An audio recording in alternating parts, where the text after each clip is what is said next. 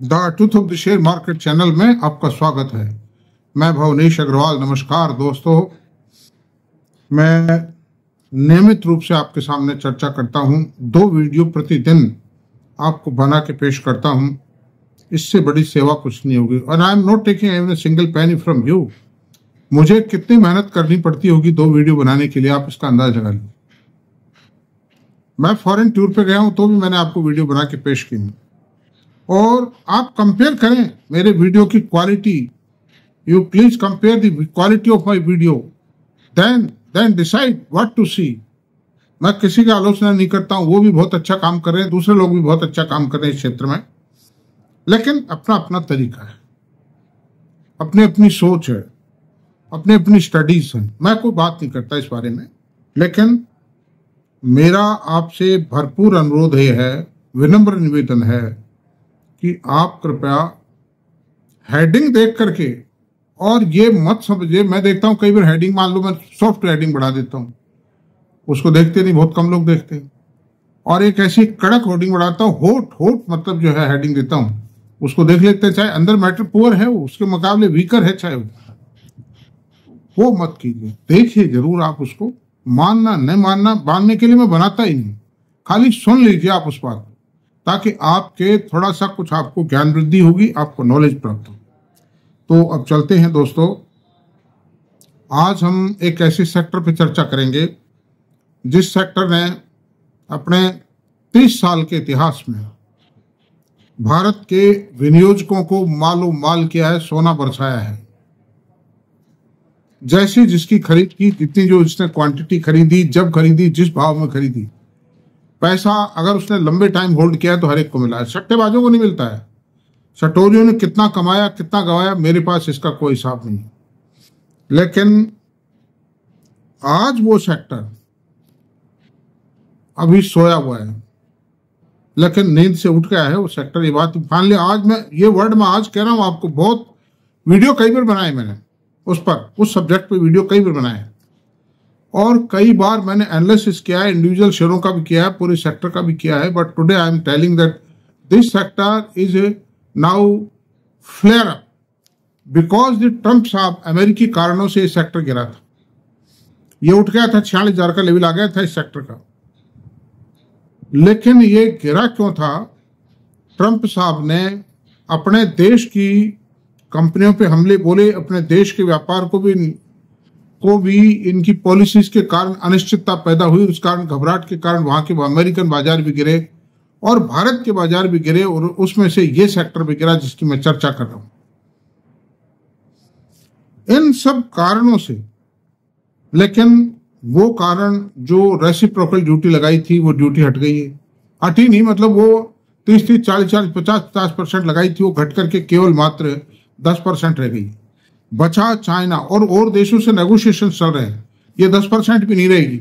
Negotiation उन countries से नहीं हो पाए तो भी ये ड्यूटी नहीं रहेगी 10%। I take a sure bet, because America can not survive with this duty. Now a big hurdle has created in the economic growth of US. जो मैंने रूस का, अमेरिका का, यूरोप का जो आर्थिक विकास का इतिहास पढ़ा है, then when I was student of BCom, उस सब के खिलाफ है ये मत। और 1929 में अमेरिका ने रेसिप्रोकल लगा के देख लिया था, टैरिफ लगाया था, जिसमें फेल हुआ, बहुत बड़े घाटे हुए, अमेरिका पिछड़ गया, और उसका परिणाम था थोड़े टाइम बाद में सेकेंड वर्ल्ड वॉर हुआ। मतलब तो ये सब बातें चलने वाली नहीं। आप अपनी परिस्थितियों को पूरी तरह से देखे बिना और जज किए बिना और कोई निर्णय ले लेते हो, वो निर्णय गलत सिद्ध होगा मत। Without considering all the facts of the matter, if a decision is taken, then it will be a flop decision, and decision will create adverse effect. जैसे 20 ट्रिलियन डॉलर का मार्केट कैप लॉस हो गया, मतलब America में। तो अब वो चीजें समाप्त हो रही है धीरे धीरे। नाउ, जैसे ट्रम्प साहब ने कहा है कि मैं जेरम पावेल को हटाने का कोई इरादा नहीं रखता हूं। चाइना के थोड़े दिन पहले कहा था ऑटोमोबाइल पे 10% की ड्यूटी है, वो हटाएंगे, उसको भी कम करेंगे थोड़ा उससे। अब आज कहा है कि चाइना को झुकाने की खूब कोशिश कर ली, चाइना झुका नहीं। टच से मस नहीं हुआ चाइना, उसको मालूम था कि जाएंगे कहाँ माल लेने, मेरे से लेंगे, इसके अलावा कहीं से नहीं लेंगे, वो झुका ही नहीं।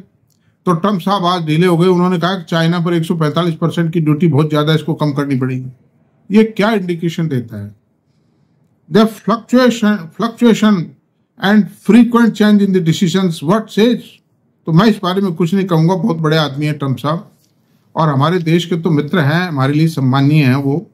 अमेरिका भारत का मित्र है, दोनों देशों में मैत्री संबंध है, तो इसलिए कोई गलत बात नहीं है। ये तो खाली एक चेतावनी, गलत है, विचारों का जलजला आ जाता है, कह देते हैं। तो मैं चलो एनीवे, तो आज हम चर्चा कर रहे हैं आईटी सेक्टर। आईटी सेक्टर को खरीदने का मैं समझता हूं लास्ट अवसर है।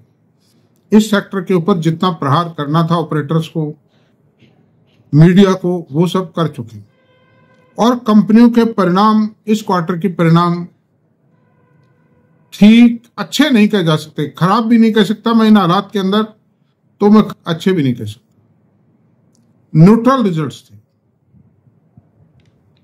तो जो कुछ खराब होना था हो लिया। Now the sector is coming out of the bottoming out. और बॉटमिंग आउट की सिचुएशन ये है कि कल तेज था, आज तेज हुआ है, और 4-5 दिन से यही स्थिति है कि खुलता मंद गिरा हुआ है, लाल में खुलता है, बंद ग्रीन में होता है, या लाल में बंद होता है, जो 600 पॉइंट माइनस में सुबह खुला, 50 पॉइंट माइनस में बंद होता है, इतना सा है। मतलब there is a buoyancy, there is a recovery in the sector, the blank sellers are covering the मतलब पोजीशन। डबल बात है, एक तरफ तो कवरिंग आ रही है, दूसरी तरफ इन्वेस्टमेंट, लॉन्ग टर्म इन्वेस्टमेंट के लिए बाइंग आ रही है। जितने भी फंड्स हैं जिन्होंने माल बेचा था, नाउ दे आर रीबाइंग इट। तो अब मैं आपसे बताता हूं इसके बारे में सबसे महत्वपूर्ण जो टेक्निकल एनालिसिस बताऊंगा मैं। देखिए 28 अप्रैल 2020 को आईटी इंडेक्स का लेवल था 13,424 पर, और ये 21 जनवरी को ये लेवल आया 38,605 का। कितनी ग्रोथ आई 20 महीने में? कितना हुआ? 187% की मतलब बढ़त आई सेक्टर में। फिर 27,106 का लेवल आया, कितना? 18/4/23 को, 16 महीने बाद 30% का डाउनफॉल आया इसमें, due to increase of interest rate in USA. America का भी नैस्डैक वगैरह सब गिर गए थे उस समय, इसलिए ये गिरा, लेकिन 30% गिरा, काफी प्रहार होने के बावजूद भी। फिर ये रिकवर करके 19 महीने के बाद में इसने रिकवरी ली, और ये 69.65% गिरा, वो बढ़त ली इसने लोअर लेवल से, यानी 27,166 के लेवल से 46,088 पे गया, 69.65% की ग्रोथ ली इसने। फिर आए ट्रम्प साहब। ट्रम्प साहब ने आके क्या किया, उनके प्रहार से क्या हुआ कि ये सेक्टर धराशायी हो गया, और 11 अप्रैल 2025 को इसका लोएस्ट लेवल, 11 अप्रैल इसी महीने की 11 तारीख 32,517 पे आटिका गिर गया, गिर करके गया, गिरते, और कितने गिरावट आई? 29.40% गिरावट आई 4 महीने में।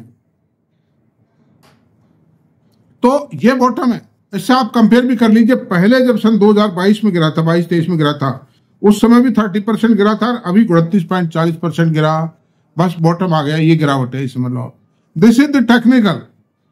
इतिहास में जितनी पहले गिरावट आई, worst of the worst circumstances, उससे वर्ष तो अभी थे भी नहीं, उससे कम गिरावट, उतनी ही गिरावट अभी आ चुकी, इसलिए अब गिरने का कोई प्रश्न ही पैदा नहीं होता, मैं जहां तक समझती हूँ।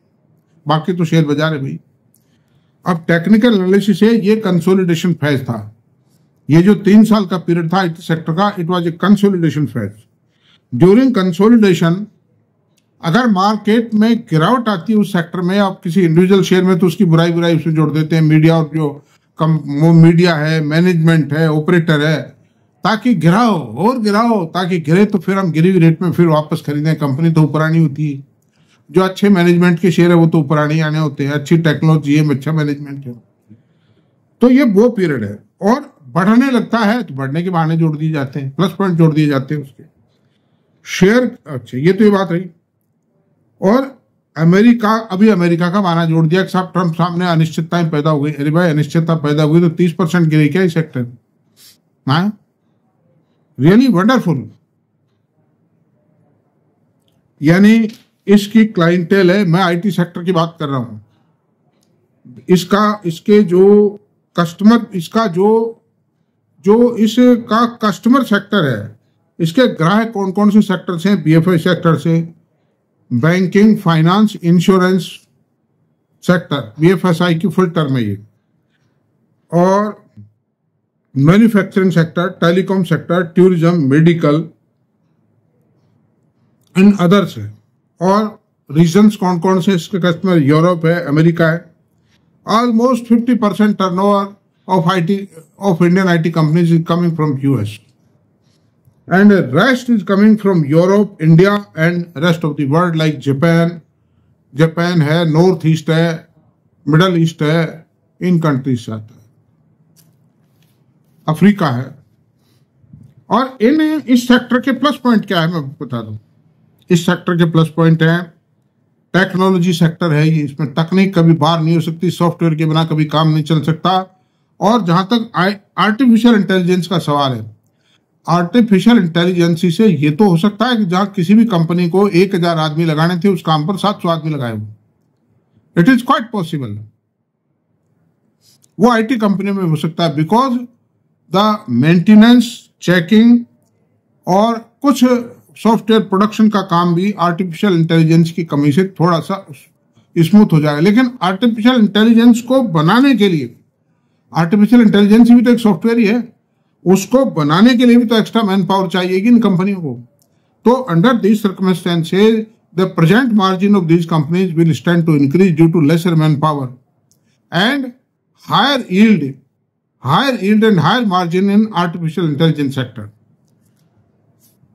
क्लीन बैलेंस शीट है इनकी बैलेंस शीट क्लीन है, कैश रिच कंपनीज है, हाई डिविडेंड देती हैं, साल में 3-3, 4-4 बार डिविडेंड देती हैं, ये बोनस देती हैं। गवर्नमेंट का कोई रेगुलेशन नहीं है इन पर, they are regulation free companies. No chances of manipulation, balance sheet में मैनिपुलेशन के कोई बड़े चांसेज कुछ भी नहीं। सर्विस सेक्टर की कंपनी है, कोई बहुत बड़ी पूंजी नहीं चाहिए, डेट नहीं है इनके ऊपर, these are debt free companies. No permanent asset, ऐसा नहीं कोई 10,000 करोड़ रुपए का प्लांट खरीद कर दिया, कल को प्लांट ऑब्सोलेट हो जाए, टेक्नोलॉजी ऑब्सोलेट हो जाए तो वेस्ट गया, ऐसा नहीं है। इनकी बिल्डिंग्स हैं जो प्राइम लोकेशंस पर हैं और उनकी मार्केट कैप बढ़ती जा रही है उनकी कैपिटल वैल्यू में, इसलिए ये फायदे में है। मतलब उनको ये बेचना भी चाहे उन प्रॉपर्टीज को हमेशा ग्राहक खड़ा लेने के लिए। अच्छा, कैश रिच कंपनीज है, हाई डिविडेंड पेइंग है, बाई बैक है, बोनस है, तो ये सारे प्लस पॉइंट हो गए। ऐसी सूरत में मैं ये कहूंगा, नाम और ले देता हूं उन कंपनियों के: Tata consultancy services, Infosys, HCL tech, Wipro, tech Mahindra, LTIM, LTTS, KPIT, Indegene, Cyient, eClerx services और न्यूचैट। ये कंपनियां मेरी सेलेक्टेड कंपनीज हैं जिनको मैं लाइक करता हूं। टाटा टेक्नोलॉजी, टाटा एलेक्सी भी ठीक है, वो भी ली जा सकती है, वो भी मतलब लेने की तो मैं रिकमेंडेशन देता ही नहीं। मेरा लेने देने से, बेचने खरीदने से मेरा कोई संबंध नहीं। We are not recommending any sell and buy on this channel. With this our channel is only education channel. तो दोस्तों, आज के इस वीडियो की चर्चा पूर्ण हो जाती है और मेरे ख्याल से this is the bottom and last opportunity to buy the IT shares. Thank you very much. आपको वीडियो पसंद आए तो प्लीज सब्सक्राइब करें, लाइक करें, शेयर करें, कमेंट करें।